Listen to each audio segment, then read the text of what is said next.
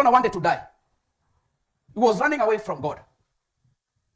But the Bible tells us that God, by his sovereign power, he had prepared a fish to swallow up Jonah.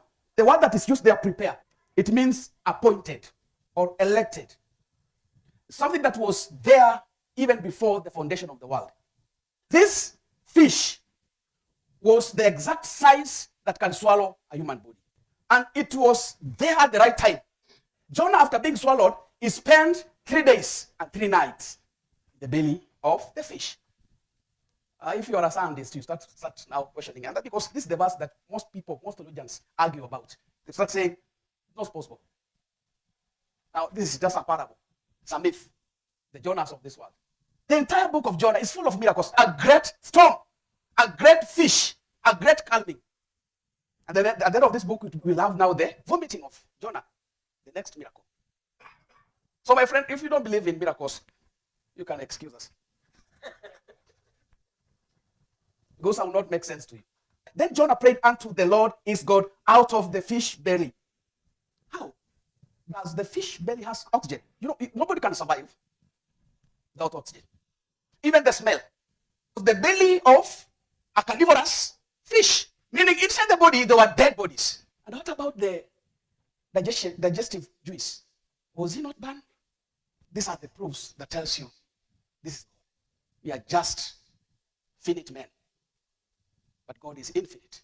So it shows that even in our life, as we are walking and running away from God, God will always manifest sovereign power. The fact that you are in this church today, it's not your own making. The fact that you've been in the church for 2 years, no salvation, just pretending, it's not your making. It's God. The Bible says that in that sinful state that you are in the rebellious state you are in, Jonah prayed. He did not seek the philosophy of men. He did not go for a psychologist. He did not go for politicians. He sought God. The solution to disobedience are not made of this world, but God alone can solve.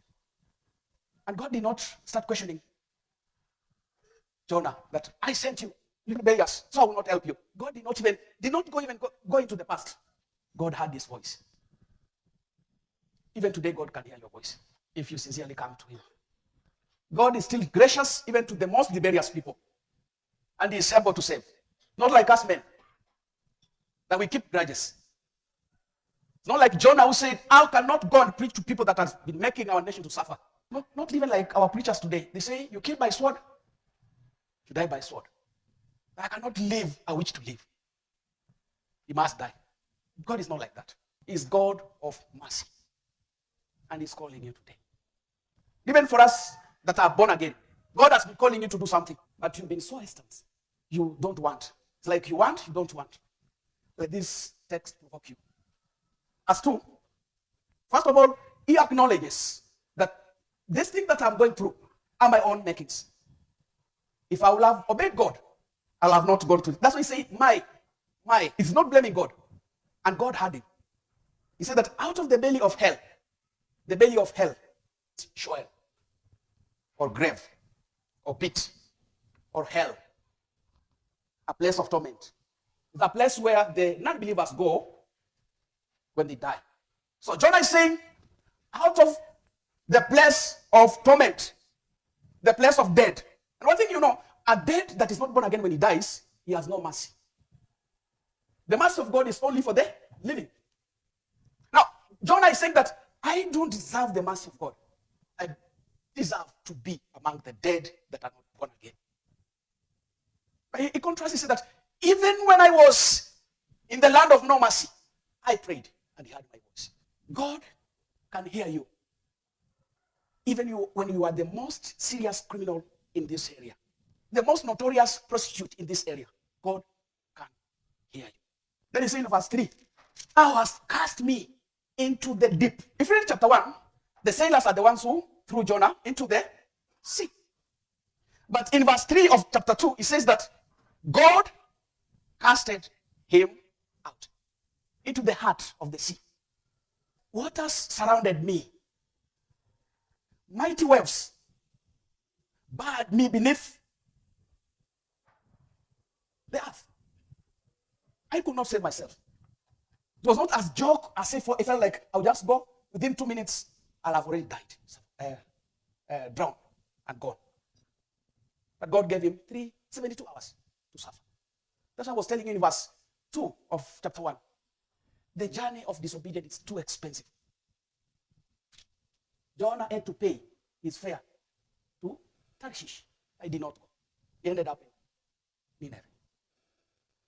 Your continued disobedience against God will not pay you. In fact, you come here praying and telling Pastor, pray for me. But the consequences are too many. Too many. Too many. Young people, when you tell them to abstain from sex before marriage, they will tell you shamba. They will use illustration like, I cannot go to the shop and buy something that I'm not sure it's working.